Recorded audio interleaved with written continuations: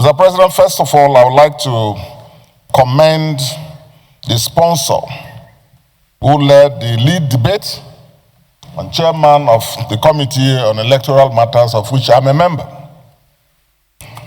for bringing this very important matter for our discussion.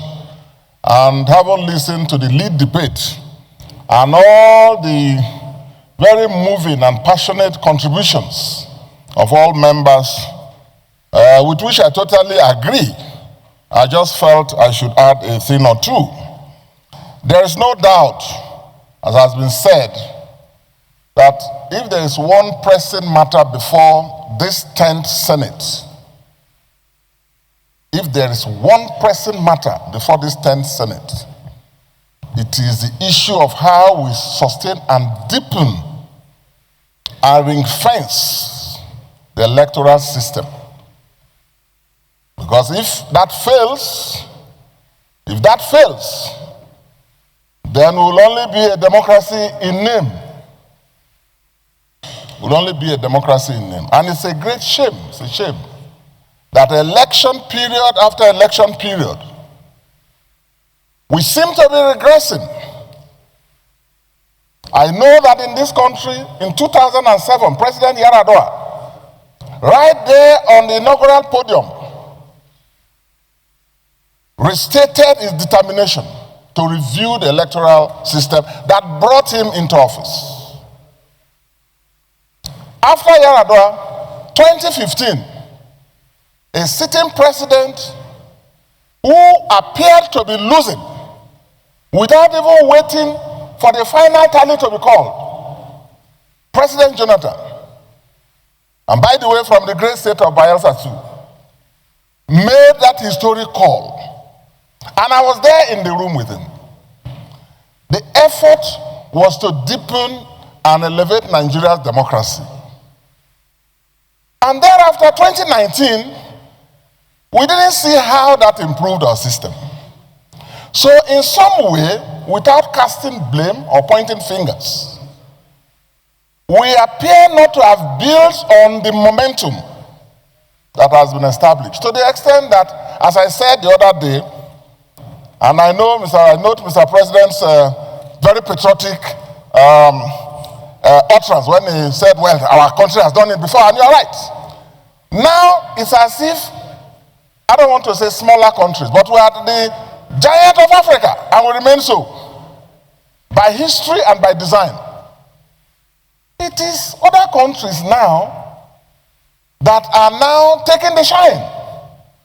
And I say so painfully, with reference to the last presidential elections in Ghana, where the candidate of the ruling party, Dr. Bawumia, candidate of NPP, vice president to the sitting president, Akufo-Addo, before even the tally was completed, placed a call to current president John Mahama and considered and stole the show, as it were, from us, Nigeria. So, Mr. President, if there is one major achievement we must make in this 10th Senate under your leadership, we plead that it should be this issue of electoral reform. In India, where you have over 1 billion people voting, diverse nation, which is a continent of its own, they spend 2-3 weeks doing elections because of the size, but you hardly hear people go to court challenging or killing themselves and so on. And they all have the differences too, ethnic, tribe, religion, and all of that. So, Mr. President, we have an opportunity. I know that we have moved from card reader to beavers. We should authorize INEC to deploy more technology, and we should support them with funding. Secondly, our political parties are the biggest challenge to our democracy. We have to look for a way by which we can introduce some regulation and control on their behavior or undemocratic behavior. And thirdly, and this is quite serious, I'm sure when we assemble in Lagos, tomorrow, Mr. President, will be meeting, your committee will be meeting in Lagos to again review some of the proposals that we have been tinkering with for almost a year now.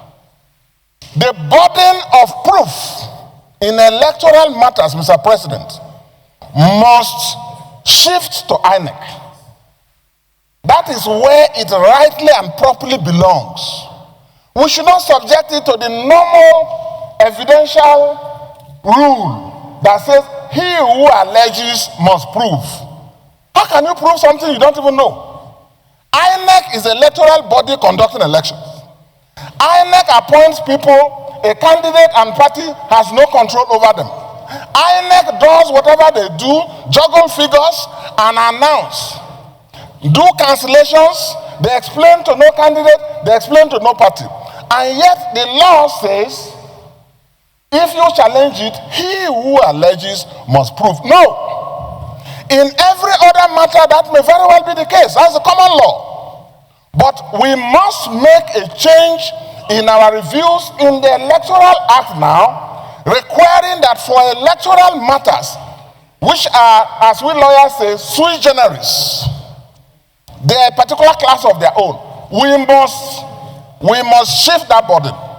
The burden of proving that the elections have been conducted peacefully and in accordance with law must shift to INEC.